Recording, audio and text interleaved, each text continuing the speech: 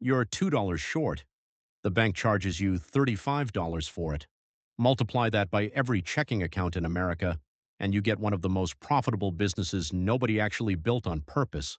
Let's talk about overdraft fees, because on paper it sounds like a boring banking detail. In reality, it's one of the strangest accidental gold mines in modern finance. Here's the thing that gets me. Nobody sat down in a boardroom and said, let's design a business around punishing people for having $2 less than they thought.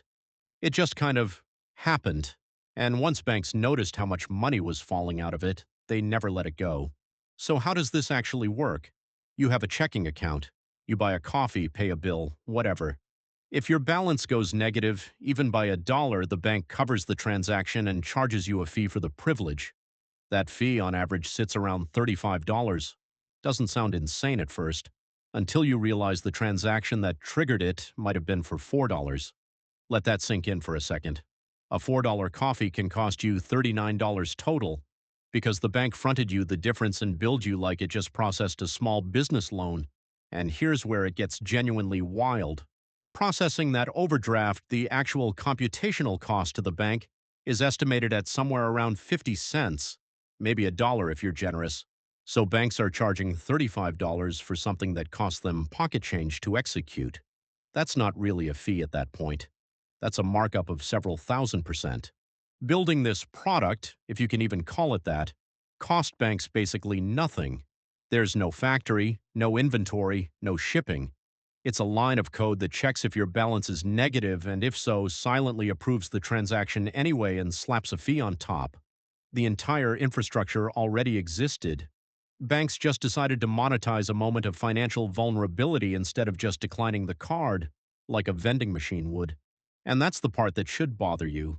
Declining the transaction costs the bank nothing. Rejecting a $4 coffee purchase because you don't have $4 is the simplest, most honest outcome. Instead, banks built systems that automatically approve the purchase you can't afford, specifically so they can charge you for approving it. So, who actually pays for this? Not evenly, that's for sure. Research from the Consumer Financial Protection Bureau found that a small sliver of bank customers, something like 9%, account for the overwhelming majority of all overdraft fee revenue. We're talking people who overdraft repeatedly, sometimes dozens of times a year. These aren't wealthy customers occasionally slipping up. These are largely people already living paycheck to paycheck, where a $4 coffee purchase genuinely can tip the balance negative. In other words, the overdraft business model isn't spread evenly across all bank customers. It's concentrated almost entirely on the people who can least afford to pay it. Banks make more money per customer off broke people than off wealthy ones. Let that sit for a second, too. Now, why would banks design a system that seems, on its face, kind of predatory? Because for a long time it was ridiculously profitable and almost nobody was watching closely. At the industry's peak, American banks were pulling in somewhere north of $30 billion a year from overdraft and related fees combined. $30 billion from a mechanism that costs pennies to run. Here's the psychology trick banks used for years, and it's genuinely clever in a sort of villain way. Banks used to reorder your transactions, not in the order you actually made them, but from highest amount to lowest. So if you made 5 small purchases and one big one, the bank would process the big one first, drain your account, and then hit you with 5 separate overdraft fees instead of one. Same spending, 5 times the fees. That's not an accident. That's a deliberate sequencing decision designed to maximize how many separate $35 charges they could extract from a single bad day. Banks got sued over this multiple times. Some paid enormous settlements. Bank of America alone settled a related case for $410 million. But by the time the lawsuits landed, the fees had already been collected for years. So what changed?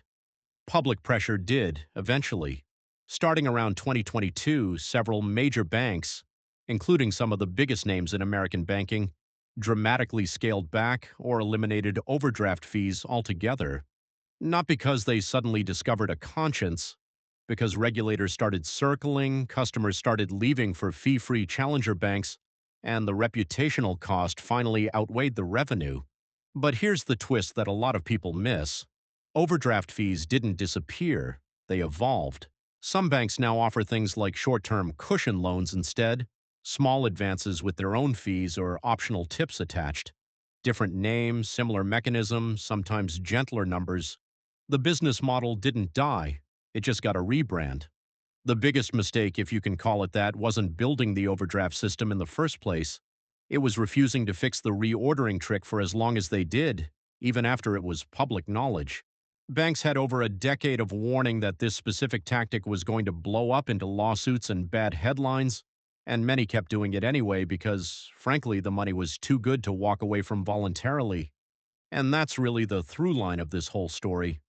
Overdraft fees didn't need some genius strategist to invent them.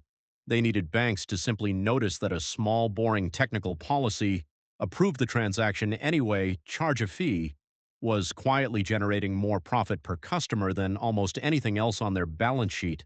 Once they saw the number, walking away from it took over a decade of lawsuits and public pressure. So next time your bank text alerts you that your balance is running low, remember, that's not just a warning. For a long time, that moment right there was one of the most profitable seconds in modern banking. If you liked seeing where the money actually goes, there are plenty more stories like this on Ledger. Subscribe, and I'll see you in the next one.